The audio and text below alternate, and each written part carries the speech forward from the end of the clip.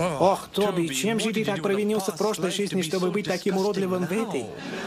Его зовут не Тоби. Тоби — это нелепое имя для сверчка. А как бы ты его назвал? Именем, подходящим для сверчка. Например, Джимини.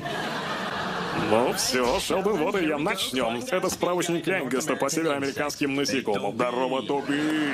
Вот здесь, видишь? Обычный полевой сверчок. Также известный как Гвиллос осейлос, что на латыни означает «выкуси, детина». Погоди-ка. Вуаля! Сверчок снежный стеблевой, также известный как Экентус фултони, что на латыни означает «кто еще выкусит, детина». Конечно же, я шучу, потому что на латыни это будет означать «is nihil exo vivo».